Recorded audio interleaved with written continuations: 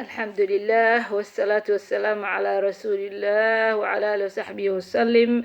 maanta aniga oo ku hadlaya magaca asxaabtayda dhammaan iyo members iyo dhammaan haweenka Soomaaliyeed waxaan rabnaa inaan daahfurno programkeena cusub oo ah Somali Women's Empowerment and Organizing Services.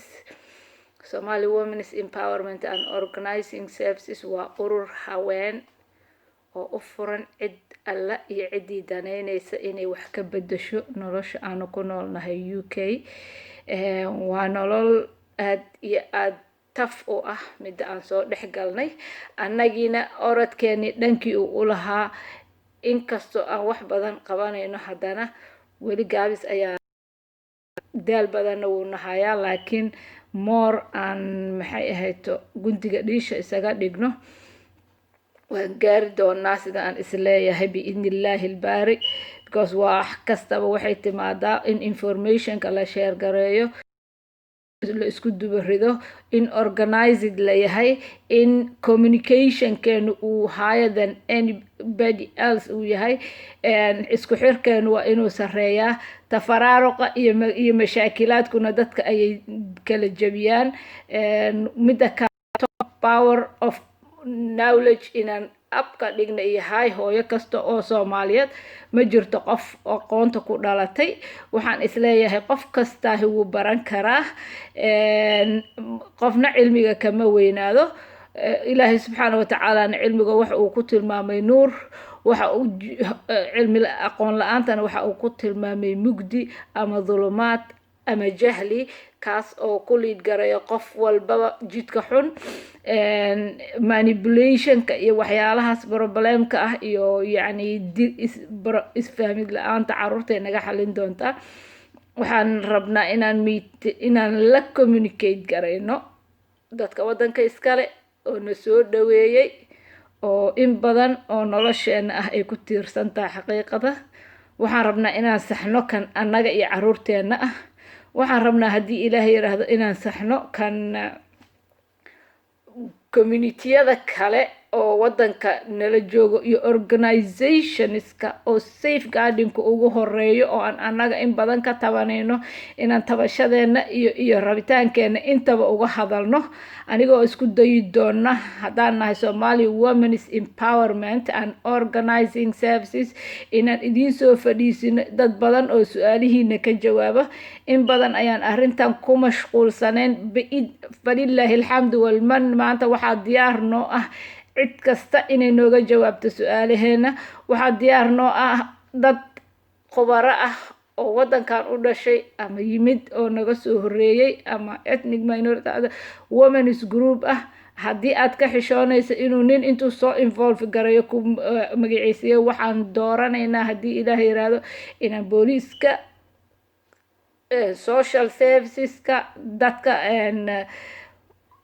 in badan oo ummadda ka mid ah oo ka tabanayna wax inaan hornimaado isla markaana su'aalaheena aan weydiino iyaga oo si hufan nooga jawaabaya yacni waxyaalaha aan haysano waa waxyaalaha basiga ah maadaama aan waddan aad u dhibaato ay haysato waddankeena kuna habsatay in badan waxaa hadda marka aan halkan nimid waxaan la qabsanay noloshii yacni basic needs oo yacni cunto iyo cabitaan iyo xirasho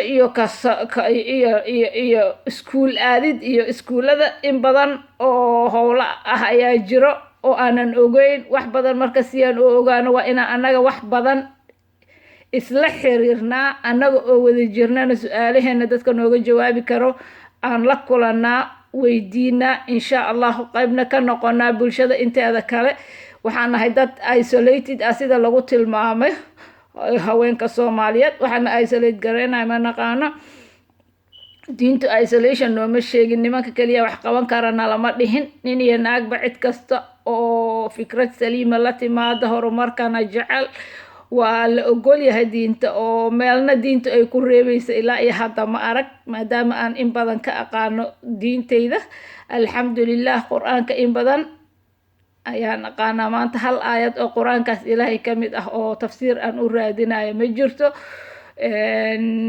waxaan kaloo rabaa in aan encourage gareeyo qof walba inuu diintiisa barto. diinta islaamku waa naseexa, waa mid diimaha kale ixtiraam weyn u hayso, waa mid aan qof walbaba waxay sameynaysa aadan faraha inaad la gelin, inaad la gasho kuu diidayso. waa in adiga taada haddii aad ka adkaato jidka toosan aad janno iyo wanaag ku helayso, adduunkaagana ku horumarayso. ilaahi subxaana watacaala markuu mu'miniinta tilmaamayna waidaa maruu billaqwi maruu kiraamu yiri, yacni markaa waxyaalo badan oodan nafsadaadu jeclaysan aa aragto inaad ka socoto, ilmaheenana aan ku tarbiyeyno si confidencigooda uu high u noqdo. diintu waxay boost garaysaa qofka confidencegiisa. aqoontuna waa aqoonta dhan oo lagu sheegayana waxaa base u ah islaam diinteena. waxaa sharafta iyo cizada oo dhan iyo good communication skills ani meesha aan kasoo bartay waa diinta. qof ali qofka diintiisa yaqaanana ma dhumo. yahdii bihi allahu man ittabaca ridwaanahu subul asalaam, sida ilaahi subxaana watacaala uu sheegay. waxaan rabaa maanta inaan ka hadlo reality of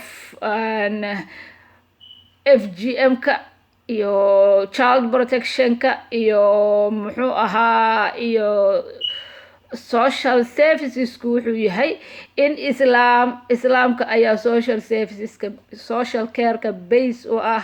sababtoo ah ilaahi subxaana watacaala waa ogtihiin hooyada waxa uu yiri ha loo sameeyo, gabadha waxa uu yiri iyo wiilka isqabaha ku noolaadaano, nabadda iyo qoyska horumarkiisa sida islaamku u sheegay waad garanaysaan. waxaa kale oo aad garanaysaan waxaan rabaa inaan xaqiiqada FGM-ta ka hadlo ama female genital mutilationka waxa ay dhahaan cidaan oo laydinka kari la ayaa hadda dad badanaa lagu xirayna aan maqlaayo in la isku xira ma aha. arrintaas iyo wixii la mid ahba waxay tahay inaan ka istaagno, sababtoo ah gudniinka fircooniga ah. waa naqaanaa fircoon cidda uu ahaa. fircoon wuxuu ahaa ninka ugu xun ee ifkaan wanaagga ilaahi subxaana watacaala uu siiyey akhlaaq xumo ku bedelay, caasinimo ku bedelay, dulmigiisa uu gaaray heer uu yiraahdo ilaah aan aniga ahayn ma jiro. fircoon waxa uu ahaa nin laaya wiilaash. waxaa loo saxaradiisu ay u sheegtay fircoon in ay ka qaadi doonaan meesha uu boqortooyadiisa ay la wareegi doonaan dadkan la yiraahdo reer banu Israa'iil oo nabiyullaahi Muusa calayhi salaam uu ka dhashay. wiil ayaa kaa qaadi doona reerkaas ka dhashay. markii la yirina fircoon waxa uu go'aansaday inuu laayo wiilasha xilligaas la yiri wiilka dhalan doona ayaa kaa qaadayo. laakiin ilaahi subxaana watacaala wax ali wuxuu uu go'aamiyo way go'aansan tahay. inama amruhu idaa araada shay'an an yaquula lahu kun fayakuun. way ahaanaysaa. fircoon wuxuu go'aansaday inuu dilo wiilashii xilligii nabiyullaahi Muuse la abuuray calayhi salaam. ilaahay qofkuu dilo unbaa dhimanaya. qofku ugu talagalo inay arlada uu makansiyana way helaysaa. fircoon wuxuu go'aansaday inuu laayo wiilashaas. mar aliya markuu go'aansaday inuu wiilashi laayo wuxuu is yiri waxaad xal u raadi marka naagahan ayagana ayay dareemin in nin uu ka maqan yahay. si dareenka gabadha uu u dilo ayay tahay qayb ka mid ah dhibaatooyinka uu gabdhaha xilligaas joogay uu kula kacay. designkaas oo gudniinka ah gabdhaha islaamku waa mamnuuc. waxaan kasoo shaqeeyay Saudi Arabia anoo weydiiyey in badan oo ka mid ah dhakhaatiirta islaamka. weliba isbitaalka aan ka shaqeynay waxaa iska lahaa nin dhakhtar ah oo diintana aada ugu wanaagsan oo jagooyin badanna kasoo qabtay wasaaradda caafimaadka oo Saudi Arabia. Dr. Khalid Abdulmadlub wuxuu yiri waxaas wax raad iyo saan islaamka kule ma aha, laakiin waxaa isticmaalay ninka la yiraahdo fircoon oo ugu talagalay inuu gabdhaha rabitaankooda nin xagga ragga ah uu ku baabi'iyo. sidaas darteed ummadda Soomaaliyeed oo ku dhaqan UK iyo kuwa caalamka dhammaan ku dhaqan waxaan uga digaynaa oo uga digaynaa haddaan nahay Somali Women's Empowerment and Organizing Services wuu batay. Dad lagu qabtay ayaa jiro gudniinka fircooniga ah, hooyo lagu xiraa jiro, ilmihii kalaa lagu baylihiyey, dhibaatadii badatay. waxaa laga celinayana waxa waaye gabadhaada ha cadaabin. waxaan ka sheekayn doonaa in badan oo ka mid ah dhibaatooyinka uu u geysto gudniinku gabdhaha, khaasatan marka lagu gudo. in badan oo dhibaato ah oo noloshu ay leedahay ayay hooyada gabadhu la kulantaa, taasoo aan anigu in badan ka ogaa. ilaa iyo waqti badan ayaan kusoo jiray caafimaadka. waxaan kasoo shaqeeyay Soomaaliya, shaqooyin badan oo caafimaadka ah kasoo qabtay, Saudi Arabia sidoo kale. haddana waxaan ahay welina aan baranaya health and social care-ka, anoo ka bartay Open University, anoo ka bartay ilaa iyo management iyo leadership-ka wadankan oo health and social care-ka ku bartay. Brothers and sisters, walaalahayga Soomaaliyeed dhammaan waxaan uga digaynaa gudniinka fircooniga. waxay tageen dadkan iskama soo kaadhihin waa lagu xiraa, laakiin ciddaan markay sharciga sameynayaan in badan oo waxay sameeyaan dabagal ah inay diinta ku xadgudubkeeda ay ka fogaadaan darteed. waxay la kulmeen culamaa ul islaam wadanka kuwa joogo, marka waxaa la yidhi waxaas diinta iyo raad iyo saanku ma lah, waa abuse, waa dhibaato. taasoo go-aamiyey ninkii yacni shirki xataa ma sameyn, ka badan uu sameeyey. anaaba ilaahay oo yiri oo ashadul cadaab galaayo. kaas qofta rabta inay raacdana way sameyn kartaa gudniinka. hadday samaysana tallaabooyinka oo caalamiga ah ayaa loola tiigsan doonaa, laakiin fadlan diinta shaqo kuma laha. annaga waxay diinta nooga timid dalka Masar, sidaas darteed ayaa waxay go-aansan ay noogu timid annaga diin ahaan, dhaqankoodii noogu soo dareen. diinteena raad iyo saan kuma laha. ka istaag fadlan gudniinka adoo mahadsan. wamaa tawfiiqina ilaa billah. wasalaamu calaykum waraxmatullah.